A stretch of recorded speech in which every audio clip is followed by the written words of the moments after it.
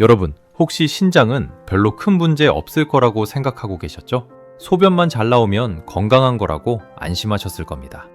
그런데 그게 사실의 전부가 아닙니다. 진짜 무서운 건 따로 있거든요. 이 장기는 팔알이 망가질 때까지 아무런 경고도 보내지 않습니다. 그러다 어느 날 갑자기 온몸이 붓고 숨이 차오르면 그때는 이미 늦은 겁니다. 절대 가볍게 넘기시면 안 됩니다. 오늘 이 영상에서는 우리 몸의 숨은 생명선, 신장을 살리는 6가지 생활 습관을 차근차근 풀어드리겠습니다. 끝까지 함께 해주세요. 먼저 신장이 우리 몸에서 얼마나 대단한 일을 하고 있는지부터 말씀드리겠습니다.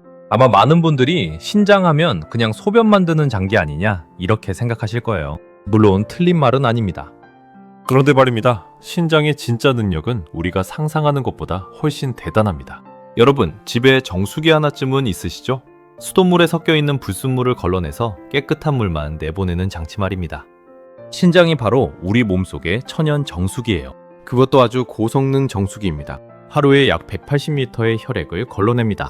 180리터면 큰 페트병으로 90개 분량이에요. 상상이 가십니까? 주먹만한 장기 2개가 하루 종일 쉬지 않고 그 엄청난 양의 피를 걸러내고 있는 겁니다. 그 중에서 우리 몸에 꼭 필요한 수분과 영양분은 다시 흡수하고 쓸모없는 노폐물만 골라서 소변으로 내보내는 거죠. 최종적으로 배출되는 소변은 고작 하루 1리터에서 2리터 정도밖에 안 됩니다. 나머지 99%는 다시 몸으로 돌려보내는 거예요. 얼마나 정교한 시스템입니까? 그런데 신장은 여기서 끝이 아닙니다. 정수기 역할은 빙산의 일각이에요. 신장은 우리 몸속 수분의 양을 딱 알맞게 조절합니다. 물이 너무 많으면 소변으로 빼내고 부족하면 아끼는 겁니다. 마치 저수지에 수문을 여다는 관리인 같은 역할이에요. 그뿐이 아닙니다. 나트륨, 칼륨, 칼슘 같은 전해질의 균형도 신장이 잡아줍니다. 이 균형이 무너지면 근육이 마비되고 심장 박동이 불규칙해질 수도 있어요. 그만큼 섬세하고 중요한 일을 하고 있는 겁니다. 또 하나, 혈압 조절도 신장의 몫입니다. 신장은 혈압이 떨어지면 레닌이라는 특별한 물질을 분비해서 혈압을 올려주고, 혈압이 너무 높으면 나트륨을 소변으로 빼내서 혈압을 낮춰줍니다. 그러니까 고혈압이 오래가면 신장이 망가지고, 신장이 망가지면 또 고혈압이 더 심해지는 이런 악순환이 생기는 겁니다. 여기에 한 가지 더 있습니다. 신장은 적혈구를 만드는데 꼭 필요한 호르몬을 분비합니다. 이 호르몬이 골수에 신호를 보내서 적혈구를 만들어내라고 지시하는 거예요. 그래서 신장이 나빠지면 이 호르몬이 줄어들고 빈혈이 생기면서 온몸에 힘이 빠지게 되는 겁니다. 이유 없이 자꾸 피곤하고 기운이 없으시다면 혹시 신장이 보내는 신호는 아닌지 한번 생각해 보실 필요가 있습니다. 마지막으로 뼈 건강까지 신장이 관여합니다. 피부에서 만들어진 비타민 D는 사실 비활성 상태거든요. 이걸 우리 몸이 실제로 쓸 수 있는 활성 형태로 바꿔주는 게 바로 신장입니다. 그러니 신장이 나빠지면 비타민 D가 제대로 활성화되지 못하고 칼슘 흡수가 떨어지면서 뼈가 약해질 수 있는 거예요. 이 모든 역할을 주먹만한 장기 2개가 하고 있다고 생각하면 정말 대단하지 않습니까? 그런데 여기서 가장 무서운 점을 알려드리겠습니다. 신장은 의학계에서 침묵의 장기라고 불립니다. 왜냐하면 신장 기능이 70%, 심하면 80% 이상 손상될 때까지 별다른 증상이 나타나지 않기 때문입니다. 안도 침묵의 장기라고 하죠. 신장은 그것과 비슷하거나 어떤 면에서는 더 조용합니다. 보통 부종이 오고 근육경련이 생기고 빈혈 증상이 나타날 때는 이미 신장 기능이 상당히 떨어진 뒤에요. 발견했을 때는 투석이나 이식을 고려해야 하는 단계일 수도 있는 겁니다. 그러면 여러분 한번 생각해 보세요. 이렇게 중요한 장기가 팔알이 고장나도 티를 내지 않는다면 우리가 해야 할 일은 뭘까요? 바로 망가지기 전에 미리 관리하는 것입니다. 치료보다 예방이 100배 중요한 장기가 바로 신장이에요. 그래서 오늘 제가 준비한 내용이 바로 신장을 살리는 6가지 생활 습관입니다. 거창한 것이 아닙니다. 병원에 가지 않아도 비싼 약을 먹지 않아도 오늘 당장 집에서 시작하실 수 있는 것들이에요. 하나하나 천천히 알려드릴 테니 잘 들어보시기 바랍니다. 첫 번째 습관, 물을 제대로 마시는 것입니다. 신장이 정수기라고 말씀드렸죠? 정수기에 물이 안 들어오면 어떻게 될까요? 필터가 아무리 좋아도 걸러낼 물 자체가 없으니 기능을 못하는 겁니다. 우리 신장도 마찬가지예요. 수분이 부족하면 노폐물이 걸러지지 않고 몸 안에 쌓이게 됩니다. 소변색이 짙은 노란색이거나 횟수가 하루에 서너 번도 안 된다면 물이 부족하다는 신호일 수 있어요. 그런데 말입니다. 여기서 중요한 게 있습니다. 물이라고 다 같은 물이 아니에요. 커피를 많이 드시는 분들이 계시죠? 커피 한 잔 마셨으니 수분 섭취했다. 이렇게 생각하시면 안 됩니다. 커피에 들어있는 카페인은 이뇨작용을 해서 오히려 소변을 더 많이 나오게 하거든요. 결과적으로 몸에서 수분이 빠져나가는 셈이 됩니다. 음료수도 마찬가지예요. 단 음료수에는 당분이 잔뜩 들어있어서 오히려 신장에 부담을 줍니다. 그러면 하루에 물을 얼마나 마셔야 할까요? 보통 하루 6잔에서 8잔 정도를 권장합니다.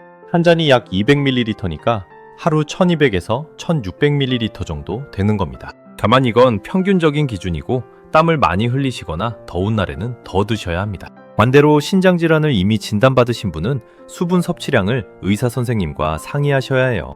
경우에 따라서는 물을 너무 많이 마시는 것도 좋지 않을 수 있거든요. 제가 한 가지 팁을 드릴게요. 아침에 일어나자마자 미지근한 물 한 잔을 드시는 습관을 들여보세요.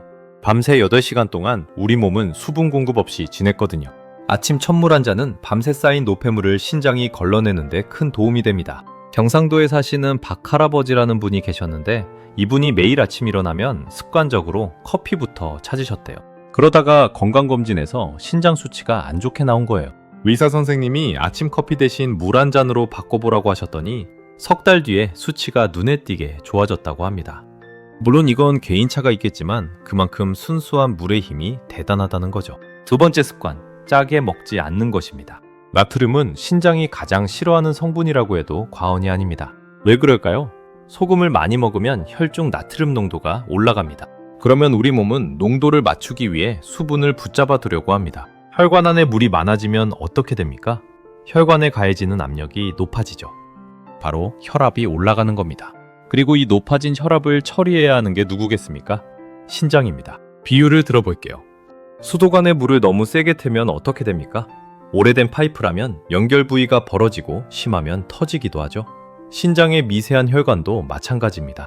높은 혈압이 계속되면 신장 안에 있는 아주 가느다란 혈관, 사구체라는 필터 조직에 과부하가 걸려요. 이 필터가 망가지면 노폐물을 거르는 능력이 떨어지게 되는 겁니다. 한국 음식은 맛있지만 솔직히 짠 편이죠. 찌개, 젓갈, 김치, 장아찌, 국물 요리 다 나트륨 덩어리라고 해도 과언이 아닙니다. 세계보건기구에서 권장하는 하루 나트륨 섭취량은 2000mg 이하인데 이게 소금으로 치면 약 5g이에요. 작은 숟가락으로 하나 정도밖에 안 됩니다. 그런데 우리나라 평균 나트륨 섭취량은 이 권장량을 훌쩍 넘기는 수준이라고 알려져 있습니다. 그러면 어떻게 해야 할까요? 하루아침에 싱겁게 먹으라고 하면 입맛이 없어지실 거예요. 급하게 바꾸실 필요 없습니다. 한 가지만 기억하세요. 국물을 남기시는 겁니다. 찌개나 국에 건더기는 드시되 국물은 절반만 드시거나 아예 남기시는 거예요. 이것만 해도 나트륨 섭취가 상당히 줄어듭니다. 그리고 외식할 때 반찬이 짜다 싶으면 물에 살짝 헹궈서 드시는 것도 방법입니다. 처음에는 밋밋하겠지만 2주에서 3주만 지나면 입맛이 서서히 적응됩니다. 신장을 위한 작은 양보라고 생각하시면 좋겠습니다. 세 번째 습관은 조금 의외일 수 있습니다. 바로 진통제를 함부로 드시지 않는 것입니다. 여러분 혹시 허리가 아프시거나 무릎이 쑤시거나 머리가 지끈거리면 약국에서 진통제 하나 사서 드시곤 하시죠? 가끔 드시는 건 크게 문제되지 않을 수 있습니다. 그런데 습관적으로 오랜 기간 동안 진통제를 달고 사시는 분들이 계세요. 일주일에 서너 번씩 몇 달, 몇 년을 이어서 드시는 경우 말입니다. 이게 왜 신장에 해로운지 말씀드릴게요. 우리가 흔히 먹는 소염 진통제, 의학용어로는 비스테로이드성 소염제라고 하는데 이 약이 체내에서 프로스타글란딘이라는 물질의 생성을 억제합니다. 쉽게 말하면 이 물질이 신장으로 가는 혈류를 유지하는 데 도움을 주거든요. 그런데 진통제가 이걸 막아버리면 신장에 가는 피의 양이 줄어들게 됩니다. 정수기에 물을 적게 넣으면 필터에 무리가 가는 것과 같은 원리예요. 이런 상태가 반복되면 신장의 허열 상태, 그러니까 피가 부족한 상태가 되면서 손상이 올 수 있는 겁니다. 실제로 대한신장학회에서도 신장질환 환자들에게 소염 진통제 사용에 대한 올바른 정보를 전달하기 위해 별도의 교육 영상까지 만들었을 정도입니다. 그만큼 의료계에서도 심각하게 보고 있다는 뜻이에요. 그러면 아프면 어떡하냐고요? 먼저 의사 선생님께 상담을 받으시는 게 가장 좋습니다. 신장에 비교적 부담이 적은 종류의 진통제도 있고 용량과 기간을 조절하는 것만으로도 위험을 크게 줄일 수 있거든요. 절대 자기 판단으로 약을 계속 늘려가시면 안 됩니다. 특히 이미 고혈압이나 당뇨가 있으신 분, 신장 기능이 조금이라도 떨어져 있으신 분이라면 더더욱 주의하셔야 합니다. 네 번째 습관, 영양제를 너무 많이 드시지 않는 것입니다.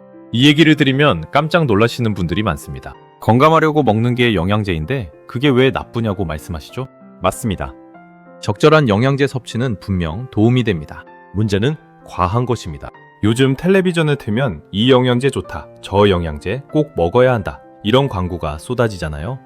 그래서 종합 비타민에, 오메가3에, 칼슘에, 비타민 D에, 유산균까지 하루에 7가지, 8가지씩 드시는 분들이 의외로 많습니다. 그런데 이렇게 많은 영양제를 먹으면 그 성분들을 최종적으로 처리하고 배출해야 하는 장기가 바로 신장이거든요. 특히 주의하셔야 할 게 지용성 비타민입니다. 비타민 A, 비타민 D, 비타민 E, 비타민 K, 이 4가지를 지용성 비타민이라고 하는데, 수용성 비타민과 달리 몸에 남은 양이 소변으로 쉽게 배출되지 않고 체내에 축적됩니다. 특히 비타민 D를 과도하게 복용하면 혈중 칼슘 농도가 비정상적으로 높아질 수 있고, 이 칼슘이 신장에 침착되면서 결석이 생기거나 심한 경우 신장 기능 자체가 저하될 수 있다는 연구 결과들이 있습니다.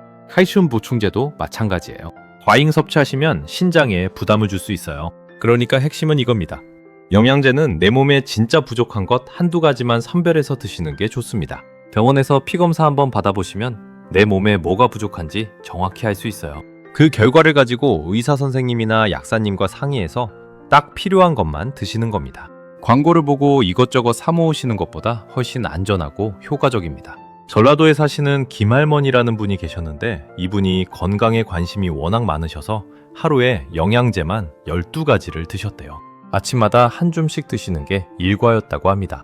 그런데 어느 날 건강검진에서 크레아티닌 수치가 정상보다 높게 나온 거예요. 크레아티닌이라는 건 신장 기능을 보여주는 지표인데, 이 수치가 높다는 건 신장이 노폐물을 제대로 거르지 못하고 있다는 뜻이거든요. 의사 선생님이 영양제부터 줄여보라고 하셨고, 꼭 필요한 2-3가지만 남기고 나머지를 끊으셨더니 석 달 뒤에 수치가 안정됐다고 합니다. 물론 모든 분에게 같은 결과가 나타나는 건 아니겠지만, 과하게 드시는 게 항상 좋은 것만은 아니라는 걸 보여주는 사례라 하겠습니다. 5번째 습관, 충분히 주무시는 것입니다. 여러분, 밤에 잠을 잘 주무시고 계신가요?